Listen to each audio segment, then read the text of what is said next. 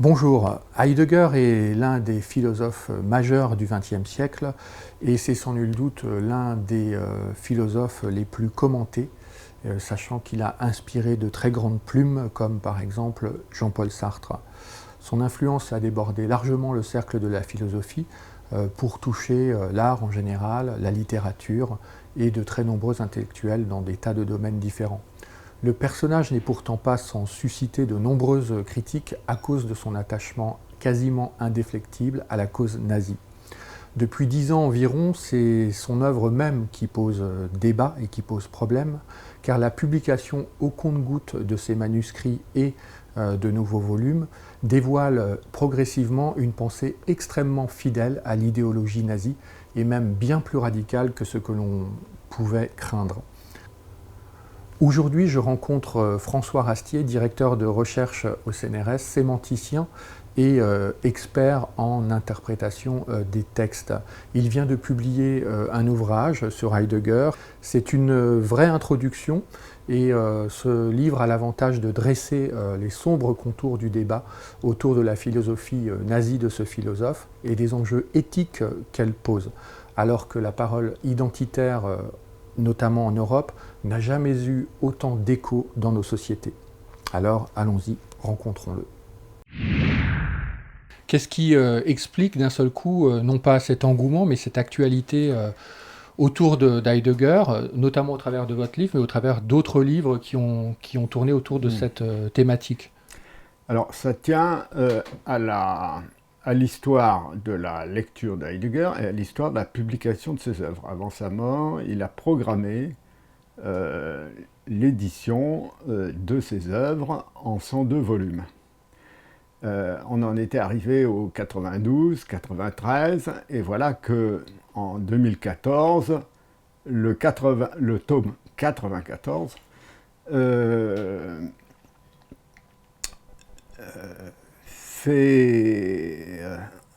et les tomes suivants, 95, 96, 97, qui ont été publiés jusqu'à cette année, tiennent des propos sur les Juifs et l'extermination qui ne sont pas très loin de ce qu'on peut lire chez Rosenberg ou chez Hitler.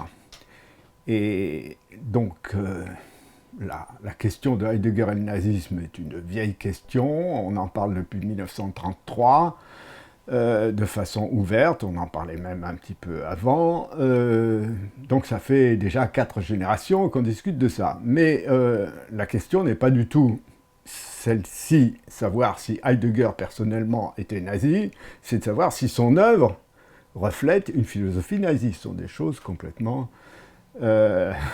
non pas séparées, mais nouvelles. Jusqu'à présent, quand il y a eu des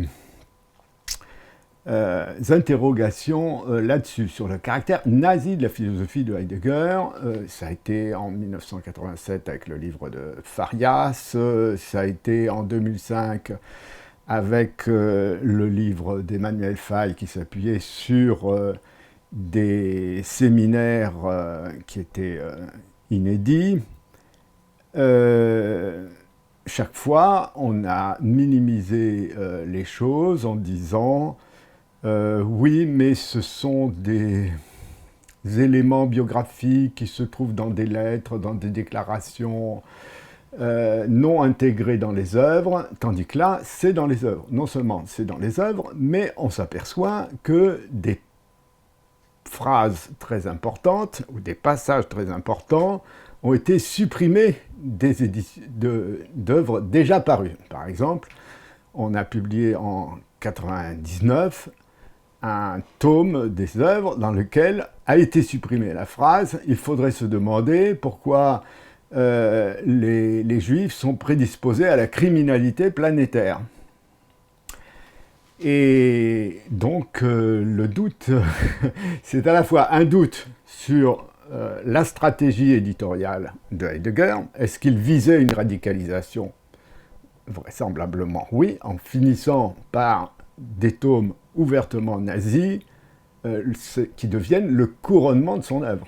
Une œuvre démesurée, hein, puis c'est Kant, Nietzsche, Hegel, enfin en quantité, démesuré en quantité, qui vise visiblement à impressionner, qui est d'ailleurs extrêmement répétitive pour arriver à ce chiffre sidérant de 102 tomes. Et bref, on avait des doutes, ces doutes sont levés, ils sont devenus des certitudes, et du même coup, les apologistes ont changé de stratégie. Certains continuent à nier en disant, mais racial, il faut traduire par racé, par exemple. Mais en fait, on est passé de la négation à l'affirmation. On dit, oui, oui, c'est nazi, bien sûr, c'est d'ailleurs, on l'a toujours dit, c'est même son principal, c'était déjà, disait en 97, Salanskis, c'est déjà son principal titre de notoriété. Mais le nazisme est une philosophie, donc on va étudier, c'est ce que dit Donatella Di Cesare, le nazisme est une philosophie, et donc elle cite, elle fait des listes où il y a Kant, et ça finit à Hitler. On ne savait pas qu'Hitler était philosophe, hein. Mais voilà la nouveauté. C'est un changement de vision de la philosophie elle-même. Hein. La question, c'est est-ce qu'une philosophie peut appeler au meurtre? Mais donc du coup, c'est plus un problème, parce que c'est ce qu'on lit souvent notamment sur Internet, dans les commentaires de livres ou de colloques en ligne, etc.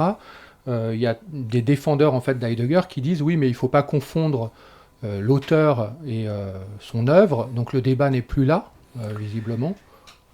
Oui, alors il y a eu beaucoup de livres après 2005 en réaction à l'ouvrage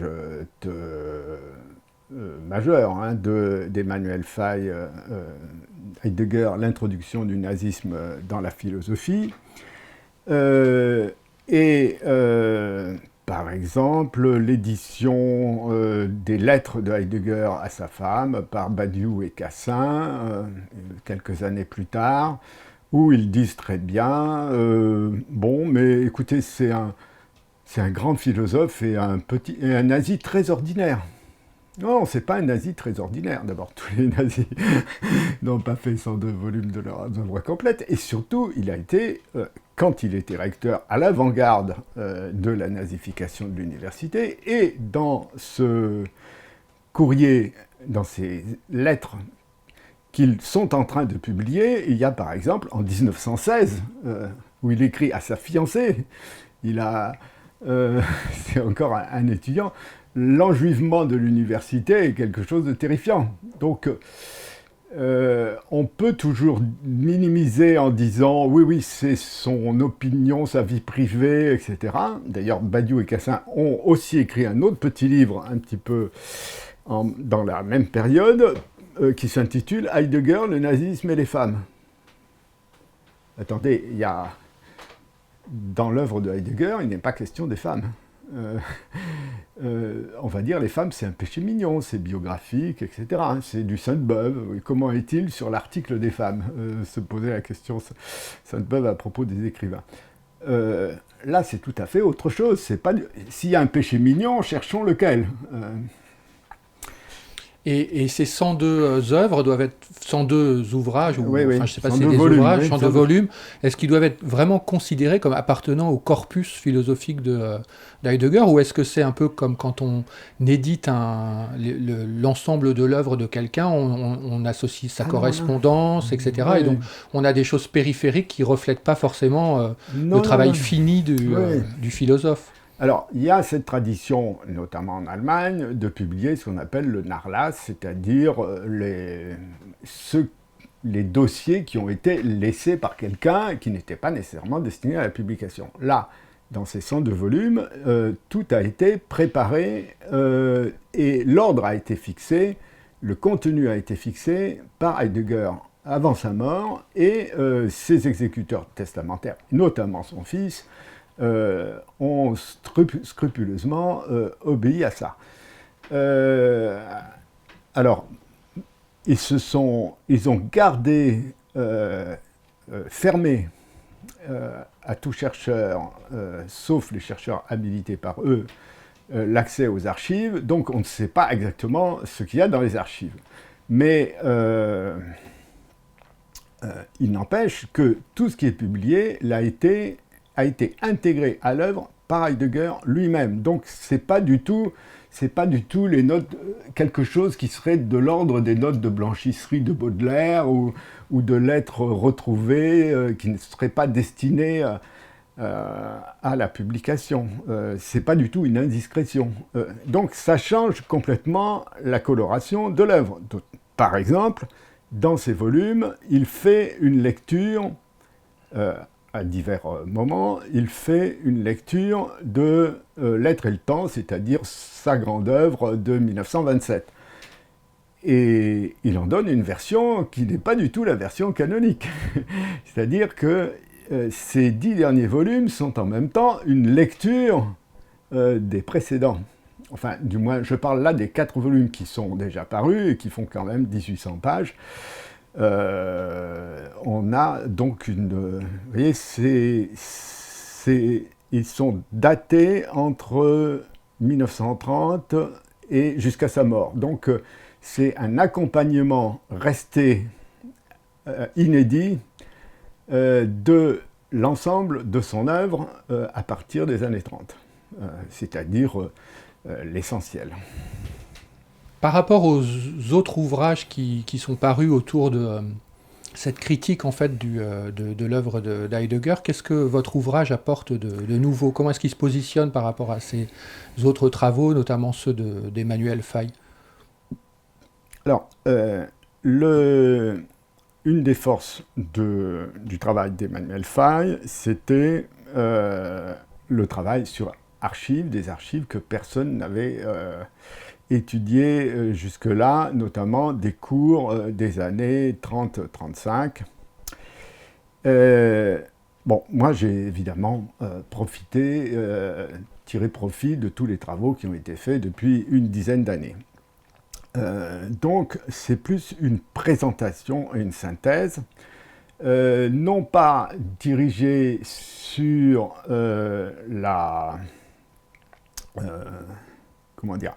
l'analyse philosophique proprement dite, mais sur la question de la lecture de l'œuvre et la question de sa réception.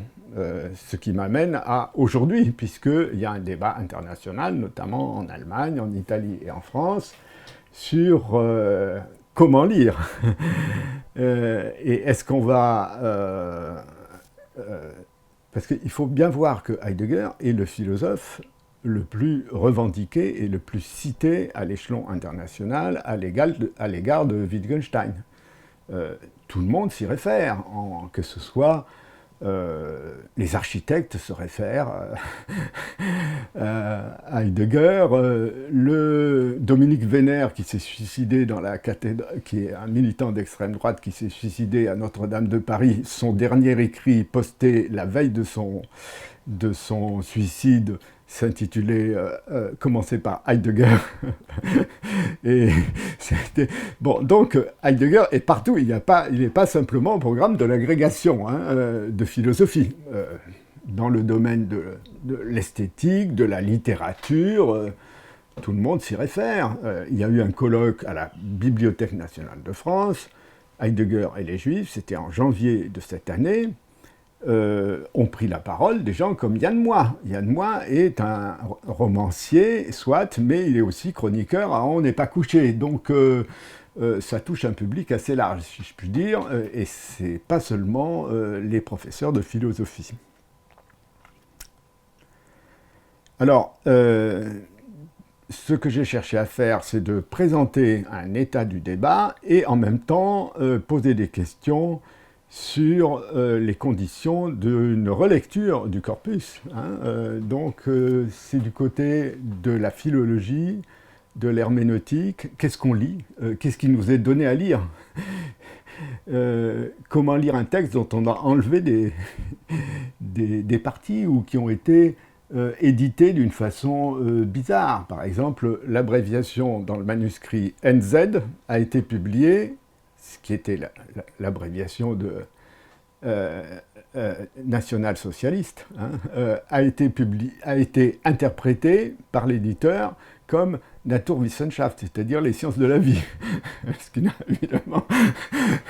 évidemment est un peu égarant.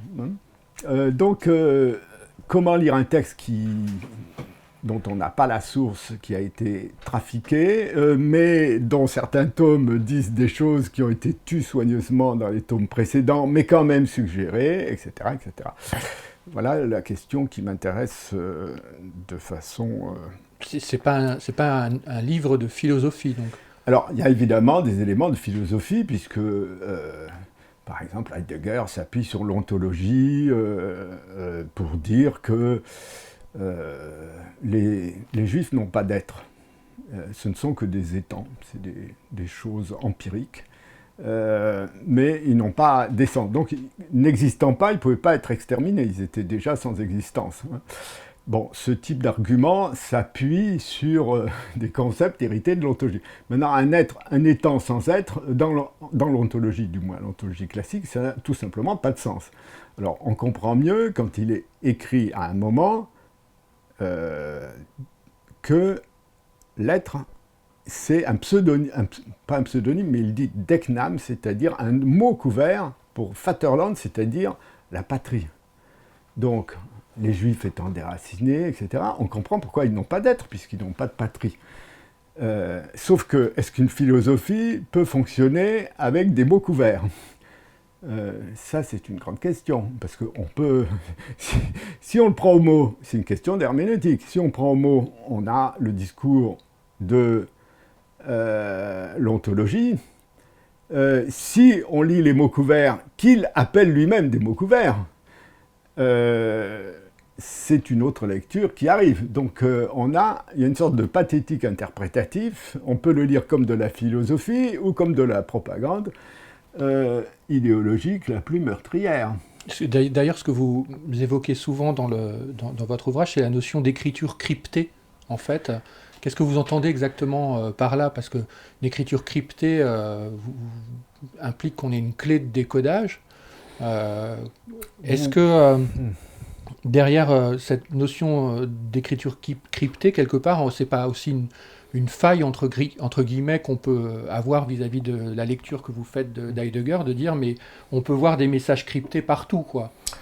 Oui, alors il y a une question historique, c'est-à-dire que il y avait disons à la fin du 19e et tout le première moitié du 20e, en Allemagne, toutes sortes de cercles ésotériques qui employaient un langage crypté, où d'ailleurs Heidegger a appartenu à un de ces cercles qui s'appelait le Gralbund, la Ligue du Graal, qui était un cercle d'ailleurs catholique. Et dans ces cercles, il y a eu des cercles ariosophiques, c'est-à-dire qui pensaient, qui élaboraient la notion d'arianité, qui allait ensuite être employée, comme on sait, par les nazis. Ces cercles, donc, étaient ésotériques, voire clandestins. Ils étaient répandus aussi dans les milieux culturels. Le cercle le plus célèbre était celui de Stefan Georg. Stefan Georg est un poète qui a écrit des poèmes dans les années 28-30, où il est question de l'Allemagne secrète, par exemple. Stauffenberg, qui a participé à l'attentat contre Hitler, un attentat de droite, c'est pas... est mort en criant « Vive l'Allemagne secrète !» parce qu'il considérait que l'Allemagne historique, l'Allemagne secrète avait été trahie par l'Allemagne, par l'hitlérisme. C'est-à-dire, Hitler a perdu, mais le problème, c'est l'avenir du nazisme. Et c'est d'ailleurs pour ça que Heidegger est en train de réussir son coup, c'est-à-dire d'aller beaucoup plus loin. C'est le but de la radicalisation, à mon avis, qu'implique la publication des Cahiers noirs. Il s'est dit, au début de ce siècle, ces écrits seraient accueillis comme marée en carême. Et d'ailleurs, c'est en 2001 qu'il qu'on publie selon son programme, un texte où il est question d'annihilation totale. Suivez mon regard. Hein. Donc il joue bien son rôle de prophète, je dirais, en quelque sorte. Alors, ces cercles étaient des cercles prophétiques. Et il s'agissait... Alors, en fait, il y a deux sortes d'antisémitisme qui sont en jeu. Il y a un antisémitisme ésotérique dans ces cercles, où on dit, par exemple, la vérité est cachée dans les secrets de la Kabbale, etc., mais c'est à nous, ariens, de la retourner, etc., contre les Juifs. Enfin, il y a toutes sortes de spéculations sur la race nordique, etc. Et un des noyaux fondateurs du parti nazi est cette société Thulé, qui est un de ces cercles ésotériques. C'est-à-dire que le parti nazi est né dans son... On est là tout à fait au début des années 20, dans son idéologie, en faisant se rencontrer l'antisémitisme ésotérique et l'antisémitisme populaire. L'antisémitisme populaire existait, comme il existe un petit peu partout, mais je veux dire, c'est pas parce qu'il y a des préjugés, etc., qu'on va se mettre à tuer les gens dans la rue. Hein. Donc, il a fallu faire tout un parcours pour arriver du simple préjugé jusqu'à l'extermination. Et ce parcours a pu être fait précisément parce que le programme apocalyptique des cercles ésotériques a rencontré le programme simplement populiste d'autres courants d'extrême droite. C'est pour ça que le nazisme n'est pas une extrême droite, c'est beaucoup plus loin que ça. Extrême droite, extrême gauche, c'est presque des catégories parlementaires. Là, on est tout à fait en dehors. Hein. D'ailleurs, il s'appelait lui-même le Bewegung, c'est-à-dire on sort de tout ça, on est dans le mouvement, et le radicalisme à droite comme à gauche, enfin disons d'extrême droite et d'extrême gauche, se retrouve. Les heideggeriens, il y en a de tous les bords, du moment qu'il n'y a pas que l'extrême droite, il y a aussi des islamistes heideggeriens. Hein. Alors est-ce qu'on peut dire du coup que tous les heideggeriens sont des nazis ? Pas du tout, pas du tout. Alors, Parce que c'est un peu... Quelque part, la réaction violente qu'on lit aussi, c'est...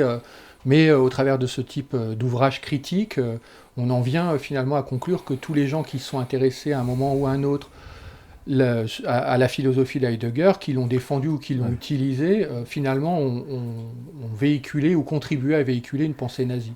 Alors, vous savez que la philosophie est une discipline critique. Si on se met à croire des choses, on peut tenir un discours poético, empreint de religiosité, etc.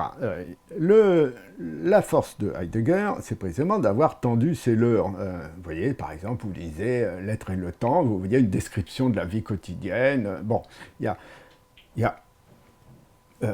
c'est comme ça que Sartre l'a lu, hein, c'est-à-dire il s'est dit, bon, voilà, l'expérience du sujet individuel, ainsi de suite. Mais, au paragraphe 74 de L'être et le temps, on voit que ce sujet individuel est en fait un sujet collectif et que il est vide, il est déterminé par l'appartenance à la Gemeinschaft, c'est-à-dire au groupe, c'était Gemeinschaft des Volkes, hein, c'est-à-dire le groupe ethnique.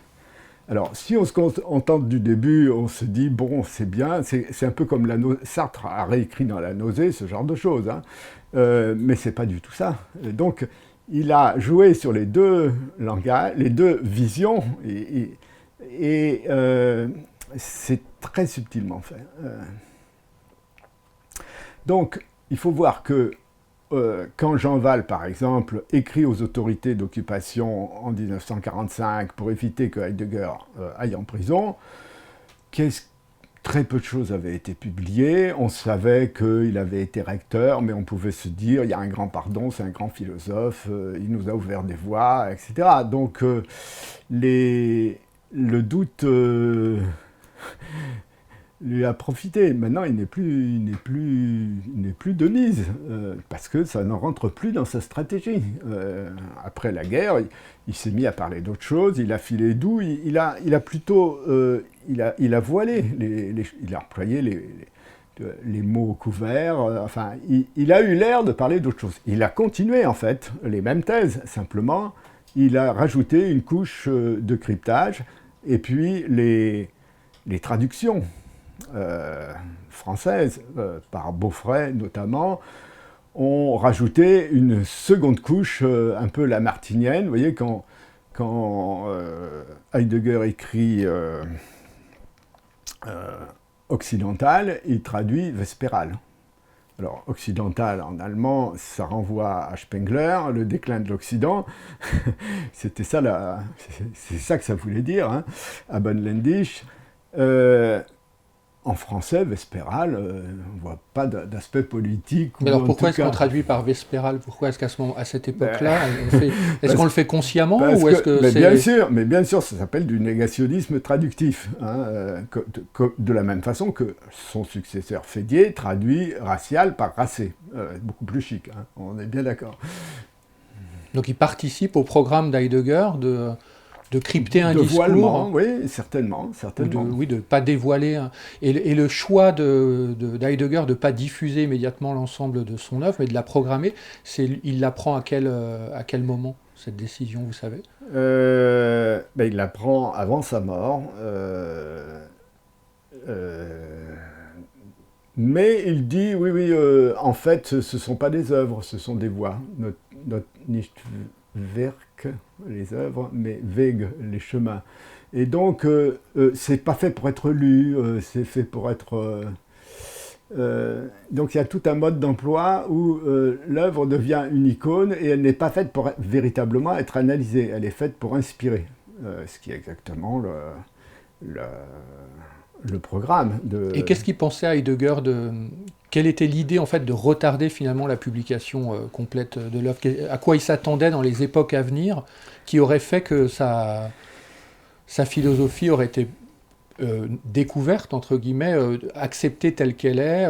C'est quoi son idée en fait derrière tout ça, derrière le fait de programmer lentement la publication de l'œuvre? Parce que c'est quand même pas commun de donner des dates de dévoilement successifs de l'œuvre. Alors, Heidegger, comme beaucoup de ces penseurs ésotériques pensaient par siècle, hein, c'est-à-dire il y a des passages dans les cahiers noirs où il parle du 400e anniversaire, disons d'une date qui est celle de la fin de l'américanisme, en 3427. Mais c'est un centième anniversaire, le 400e anniversaire, le 300e de la publication de Être étant. Il voyait loin, de la même façon que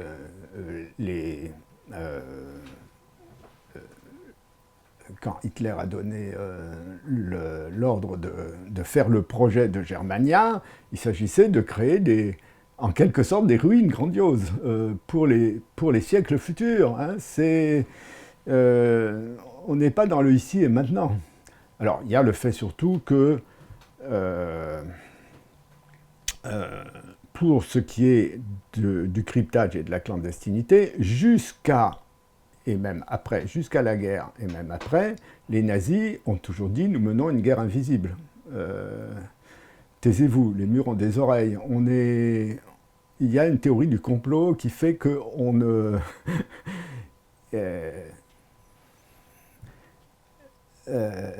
tout n'était pas dit. Si que les textes les plus durs ne pouvaient pas être publiés dans l'après-guerre. Donc il fallait attendre que passer du temps de façon à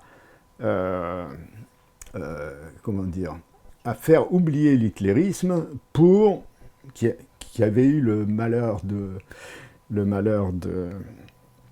d'échouer pour promouvoir un véritable nazisme décomplexé, sans plus de rapport avec ses erreurs passées. Hein.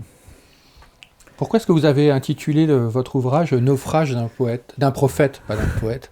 Alors, prophète, justement, pour les raisons que Oui. je vous Mais ai naufrage. dites, mais naufrage... Parce que finalement, bon, quelque part, enfin, on pourrait dire qu'il n'est pas si naufragé que ça. oui, alors, le bateau faisait eau depuis longtemps.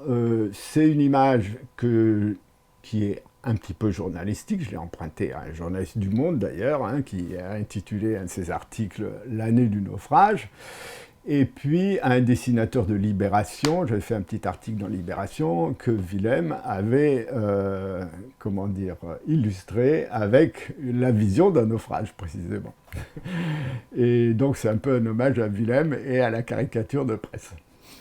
Comment est-ce que vous expliquez les réactions, en fait, souvent violentes, voire insultantes, vis-à-vis non pas seulement de vous, en tant que critique d'Heidegger, mais aussi des autres chercheurs qui travaillent autour d'Heidegger et qui dénoncent, en fait, la pensée nazie d'Heidegger. Comment est-ce que vous expliquez qu'on est dans une situation d'invective, voire d'insulte des partisans d'Heidegger contre toute analyse critique de l'œuvre? Pourquoi est-ce que ça les choque autant que cela? Alors, c'est lié à Enfin, il y a plusieurs raisons, mais c'est lié aussi au programme même de la prophétie. Hein. La prophétie ainsi comprise, c'est-à-dire ésotérique, a pour but de créer une secte.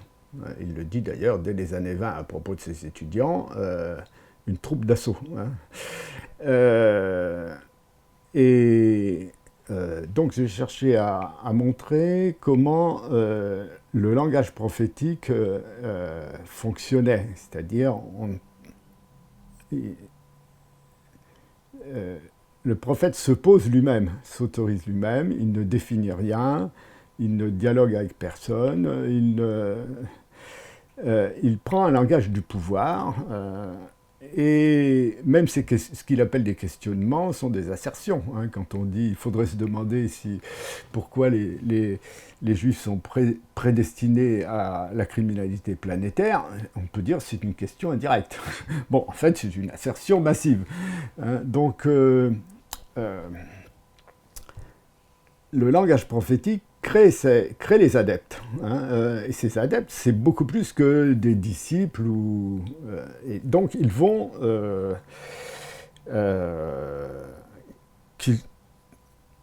beaucoup sont à l'extrême droite, il y en a à l'extrême gauche, il y en a sur tout l'échelon, tout l'éventail. Mais les réponses qui sont faites, par exemple aux travaux qui avaient été faits aux travaux d'Emmanuel Faye, c'était les Faye & Co. Parce que le père d'Emmanuel Faye avait aussi écrit dans à une autre époque des articles critiques sur Heidegger, comme si c'était une sorte de firme américaine et une sorte de fatalité comme les Rougon-Macquart. Vous voyez, donc ce n'est pas des arguments, c'est une sorte de discrédit, ou bien Vatimo dit « mais Faye c'est un chasseur de nazis », comme si d'abord c'était une insulte, et ensuite ça évite de répondre aux arguments. Donc les objections sont éliminées d'emblée. Il y a eu un livre de Donatella Di Cesare, qui est publié moins d'un mois après la parution du mien et qui consacre 5 pages à dire voilà les destructeurs de la philosophie. Alors là-dedans, il y a évidemment Faye, mais il y a moi aussi. Alors elle emploie le mot rotamatori, mais les rotamatori, c'est les casseurs des casses automobiles. Donc il s'agit de balayer d'emblée ce qui est caractéristique, d'ailleurs, plutôt des milieux pamphlétaires d'extrême droite ou d'extrême gauche parfois. Mais est-ce qu'on ne peut pas penser aussi que parmi ces gens qui réagissent vivement, il y a aussi des gens qui en fait découvrent au travers de ces ouvrages en fait, ils ont adhéré finalement à un système philosophique au travers d'une traduction qui était d'ailleurs pas forcément très juste, et ils découvrent d'un seul coup la profondeur ou la noirceur du contenu philosophique de l'œuvre d'Heidegger. Alors, les choses ne se passent pas comme ça. C'est-à-dire que, par exemple, le président de l'association internationale des Heideggeriens a tout simplement démissionné. Et donc, mais il n'a pas insulté ni les uns ni les autres. Il a dit, bon, je me retire. Et en fait, les gens ne reconnaissent jamais qu'ils se sont trompés. C'est très rare. Et le ferait-il? Il n'aurait aucune raison d'insulter ceux qui avaient vu juste et qui ont vu juste depuis des générations. Hein. Il y a des gens comme Marcuse en 1933, etc., qui disent, mais vous voyez, on est en plein dans le nazisme. Alors le fait qu'il ait fallu 4 générations pour en arriver là, c'est pas vraiment nouveau. Alors ce qui est en train de se passer, c'est que, disons, les gens qui étudiaient ça selon le mode habituel, un auteur d'agrégation sur lesquels il y a eu des milliers et des dizaines de milliers d'ouvrages, vont peut-être passer à autre chose. On en voit qui se mettent à étudier Merleau-Ponty ou enfin d'autres auteurs tout aussi, peut-être même préférables pour bien des raisons. C'est plutôt comme ça que ça va se passer. Mais vous avez remarqué peut-être dans ce livre, il n'y a aucun élément pamphlétaire, enfin je n'insulte personne, je me limite à citer des choses embarrassantes, tant de Heidegger que de ses apologistes. Ça s'arrête là. Après, c'est au lecteur de juger et de réfléchir. En fait, l'insulte vise à bloquer à empêcher la réflexion. C'est pour ça que ce n'est pas un procédé philosophique. Et est-ce que finalement tout ça, c'est pas des débats d'historiens, en fait, de philologues, de chercheurs, ou est-ce que ça revêt une importance particulière aujourd'hui? On a l'impression que quand on lit votre ouvrage, il y a une sorte d'urgence en fait éthique à le faire, au sens où la pensée d'Heidegger dénudée finalement montre bien qu'elle est menaçante, qu'elle s'est infiltrée un peu partout, et qu'aujourd'hui il y a une espèce de danger à pas dénoncer finalement cette pensée philosophique. D'ailleurs, vous sous-titrez Heidegger aujourd'hui, comme si... Oui. Oui, c'est aujourd'hui. C'est aujourd'hui parce que, par exemple, un philosophe comme Dugin, qui a été bien vu au Kremlin, qui reste un des inspirateurs majeurs de la politique actuelle, simplement, il a appelé au meurtre général de toute la classe dirigeante ukrainienne en disant « et de toute façon, il faut envahir l'Europe ». Et ça, c'est on a la vidéo, et quand il dit « il faut envahir l'Europe », c'est en face de von Hermann, qui est l'éditeur des œuvres de Heidegger, et qui l'interroge. Vous voyez, Dugin a écrit plusieurs livres sur Heidegger en disant mais c'est l'avenir parce que en gros c'est un vieux thème de l'extrême droite, le creuset de la race blanche et la mission historique de l'Allemagne sont passés de l'Allemagne à la Russie.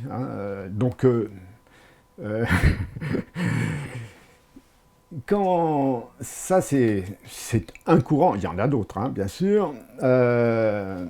Donc il faut lire ça, c'est récent, tout ça. Quand il y a des gens comme Badiou, par exemple, qui trouvent très bien l'invasion de l'Ukraine en disant mais la Crimée, ça a toujours été la Russie, etc. Donc, et Badiou a écrit plusieurs livres sur Heidegger, il vient d'en sortir un qui est son séminaire. Donc là, on est à un autre, on est toujours dans le radicalisme, mais un autre radicalisme. Simplement, on s'aperçoit que ça converge.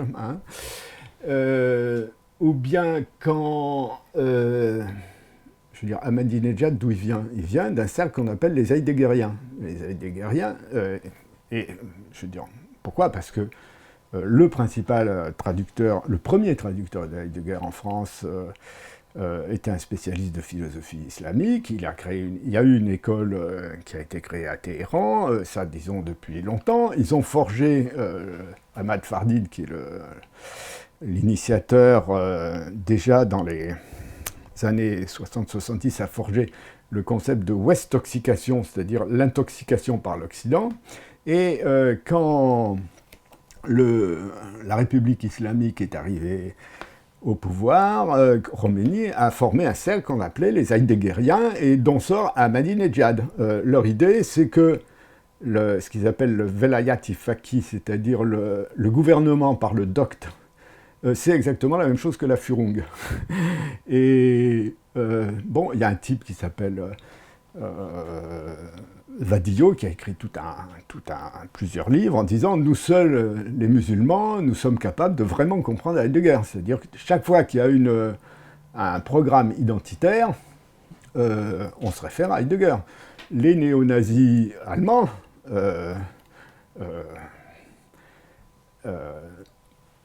ont par exemple sur leur affiche de propagande la dernière phrase du discours du rectorat de Heidegger. Donc, c'est maintenant. Hein. Et ils tiennent d'ailleurs le même type de langage sur l'extermination des Juifs. Ah oui, ils s'en sont responsables. Voilà. Donc, tout ça, c'est l'actualité. Alors, il n'y a pas un complot heideggerien mondial, mais bon, les différents courants se retrouvent parce que... Mais vous diriez qu'il y a une résurgence ou une renaissance si ce n'est de la pensée heideggerienne, voire de la pensée nazie aujourd'hui dans le monde?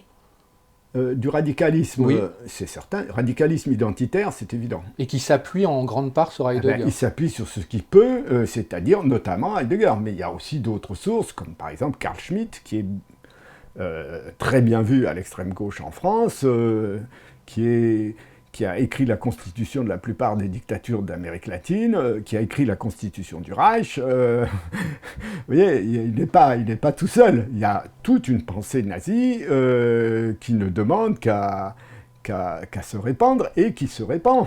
Sans parler évidemment du fait que Mein Kampf va être édité l'année prochaine, et ça va être un succès de librairie, comme ça a été un succès dans beaucoup de pays, comme par exemple la Turquie.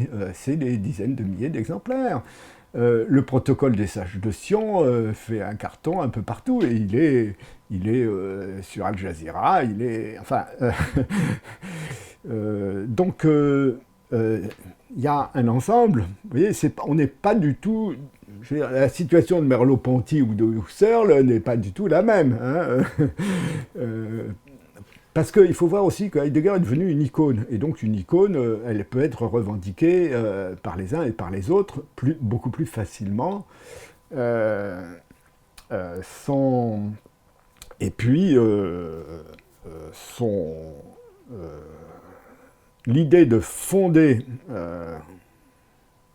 philosophiquement, avec une sorte de théologie cachée, enfin du moins de langage religieux, où l'être est en quelque sorte personnalisé, plus ou moins obscur, ça ne peut que plaire à... C'est une philosophie identitaire de toute façon, hein, donc tout le monde peut s'en emparer. On trouve ça aussi dans les études culturelles, hein, bien sûr. Tout ce qu'on appelle la déconstruction se revendique de Heidegger. Et donc, les suprématistes blancs s'en revendiquaient, les suprématistes noirs aussi. Donc, et alors, dernière question, qu'est-ce qu'on fait des œuvres d'Heidegger? On en interdit la lecture, on le change de rayonnage, on le met dans on retire de la philosophie. Qu'est-ce qu'on fait de cette œuvre? Alors ça, c'est typiquement un problème d'interprétation, c'est-à-dire dans quel corpus on va se mettre à lire. Et il se peut qu'il est écrit pour être dans plusieurs corpus. Un corpus caché et un corpus apparent. Le corpus apparent qui est celui des philosophes, mais il a tout fait pour créer à lui-même son propre corpus. C'est-à-dire que il ne se réfère pas à d'autres philosophes, ou très rarement, ou très allusivement, ou en les déformant, et quand il les réécrit, la plupart du temps, il ne les cite pas. Donc, ce que demandent les Heideggeriens, c'est-à-dire lisez Heidegger en philosophe, ça consiste à lire Heidegger à partir de Heidegger, c'est-à-dire dans ses propres termes, et dans ses propres termes, il est évidemment enfin, non pas illisible, mais lisible très... Avec une interprétation avec limitée. Une interprétation déjà préconstruite. Et alors, il ne s'agit pas de le retirer des bibliothèques, il s'agit de le plonger dans son autre corpus, qui est celui des confrères, c'est-à-dire Rosenberg, Bäumler, etc. Il y a tout un monde de la philosophie, ou disons de la propagande intellectuelle nazie. Il y a même des phrases de Mein Kampf qu'on retrouve réécrites dans Heidegger, hein, c'est pas un secret. Donc, il lisait tous les jours le journal nazi, etc. Parce qu'il y a toutes sortes de légendes pieuses, hein, du genre il n'a jamais lu Mein Kampf, etc. Alors que maintenant, Arendt dit non, il n'y a jamais eu d'intellectuel au parti nazi. Bon, ça c'est très gentil, mais on sait très bien qu'il y a des pans entiers de l'intelligentsia qui étaient non seulement ralliés, mais en pointe. Hein, donc cette question ne concerne pas que les mots-clés dans les bibliothèques. C'est une œuvre ambiguë, volontairement, stratégiquement ambiguë, peut être lue dans plusieurs corpus, et il n'est pas impossible que le corpus nazi donne de meilleurs résultats, c'est-à-dire ait plus de cohérence que l'autre. C'est-à-dire lire Heidegger à partir de Husserl, c'est possible, à partir de Merleau-Ponty, c'est possible, etc., mais partiellement. Tandis que pour le caractériser, il vaut peut-être mieux le lire à partir d'un corpus d'élaboration resté secret, qui est d'ailleurs aussi un corpus lui-même ésotérique, c'est-à-dire il avait des contacts avec le cercle de Georg, etc. Il faut essayer de voir ce qu'il a réécrit, quelle était sa table de travail. C'est pour ça d'ailleurs qu'on demande l'ouverture des archives, et que ça c'est depuis 2005, c'est en ligne, depuis 2005, aucun professeur de philosophie en activité et en titre ne l'avait signé à cette époque-là, en France. Donc, pourquoi ne veut-on pas l'ouverture des archives? C'est ça ma question. Qu'est-ce qu'on craint d'y trouver quelque chose? Ou bien on ne veut pas avoir un accès aux sources? Normalement, quand on est un disciple, on doit brûler d'avoir accès aux sources. Et là, j'ai un petit doute. Hein. Alors, c'est toujours en ligne. Nos auditeurs ou spectateurs peuvent toujours... c'est sur herméneute.com. C'est une adresse que j'avais demandée. Je vous remercie. Je vous remercie.